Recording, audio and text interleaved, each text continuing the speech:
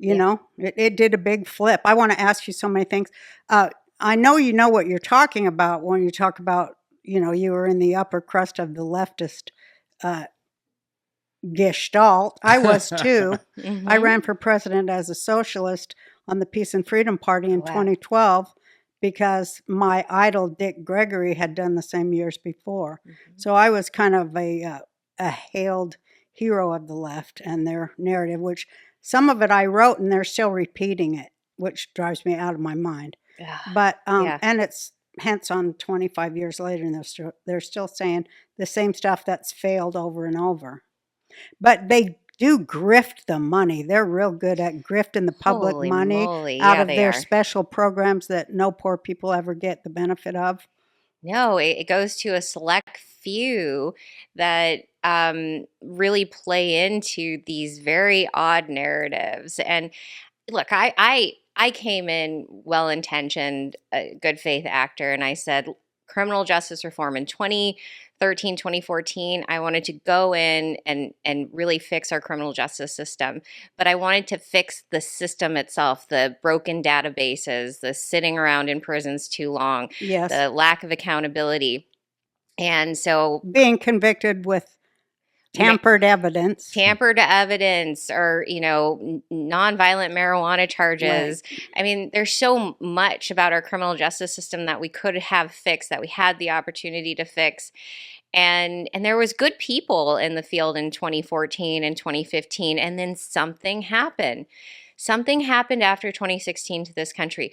A lot of us are talking about it, a lot of us are feeling it, but my personal experience was that it went from qualified discussion on how to evolve this country in a good, honest direction to effectively what I see now as it is the destruction of this country, and Absolutely. it's the entitled destruction of the country out of fear, anger, and vitriol. Right. And that has actually left everybody worse. It has Mm, left especially minority communities absolutely. worse Yeah. off. And I'll share an anecdote with you.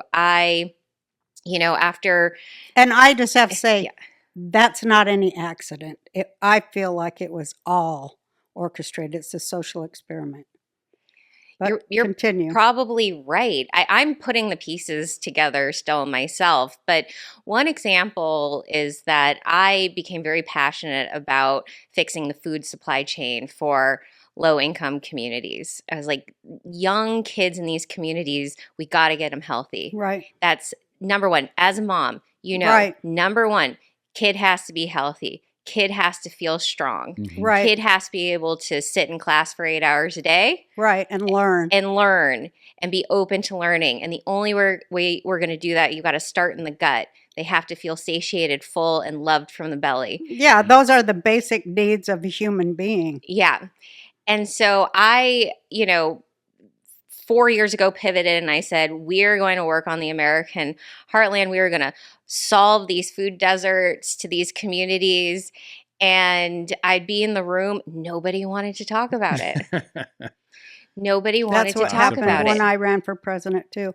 They didn't want to talk, but this was 2012. I saw the change happen after. Well, I take it all back to the Patriot Act. Yeah. When they passed After that, it was 2011? all no Or in 9/11, 20, yeah, sorry. 9/11. Yeah. Then it all slowly started moving towards an authoritarian state, Yeah. more and more and more, and then they made corporations human, Yeah. and just everything they That's did to. Stiegel. That was Reagan, actually.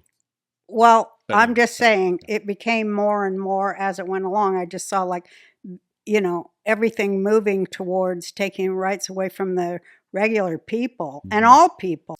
A peculiar is the right word. I come from low income Oakland.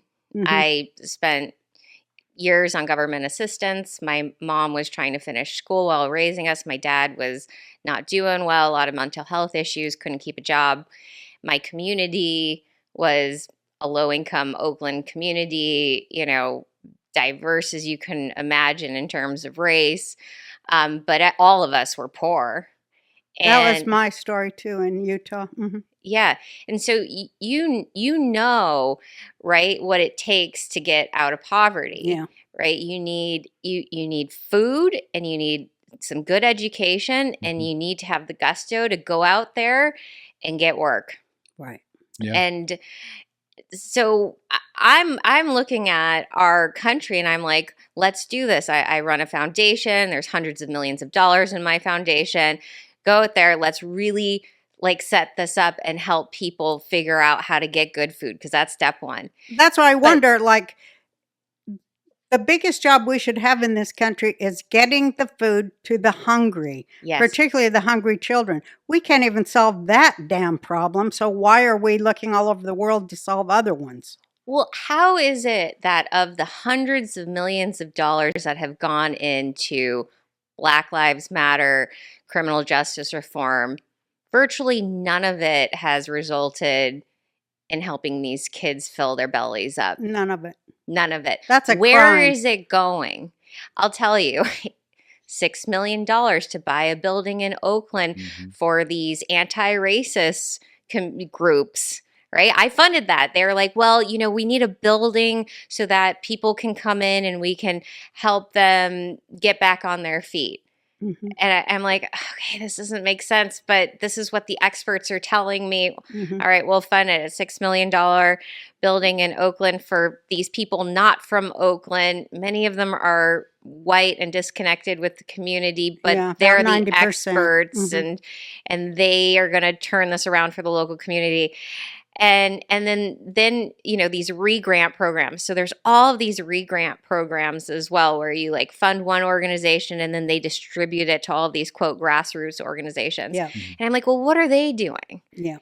Well, they're doing advocacy. Mhm. They're activists. Yeah, activists. And I'm like, okay, but what are they actually doing? Mhm, And you see this in climate too. And I got infuriated with it. I was mhm. like, the world doesn't need more climate activists. It needs really bright people figuring out how to farm to put the carbon living in the ground, which sequesters it and brings back these beautiful natural ecosystems.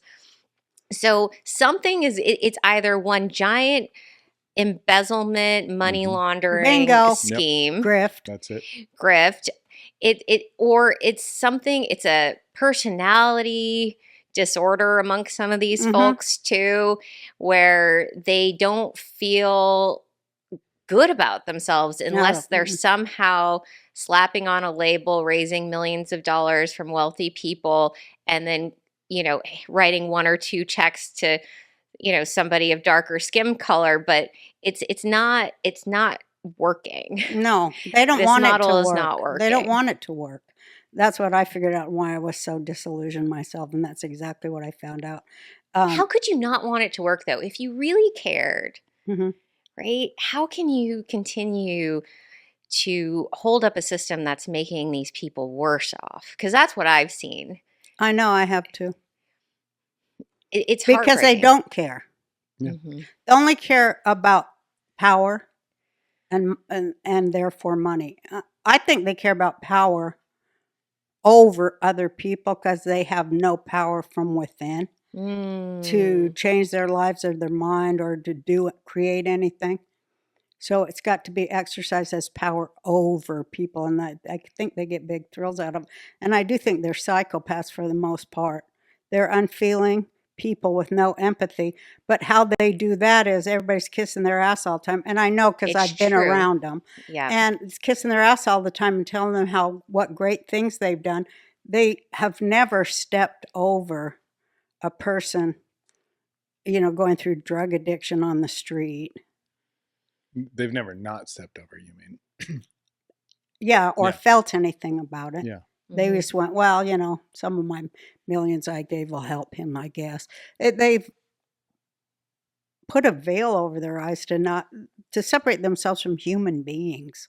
They think Yeah. human beings are stinky and awful and hairy, and they're like, we got to get rid of them. We'll just have machines. Some of them will have that can serve us food and stuff and clean our house and raise our kids and all that and do our laundry and that. But we'll keep some of them if they're good looking. But Those fat people that vote down there in the heartland and like, have bad dental health and they vote Trump and stuff, they got to go. They read the Bible, for God's sake. That's how Neanderthal they are. And they've got guns. Reading the Bible, having guns? What the hell? They got to go. So you see,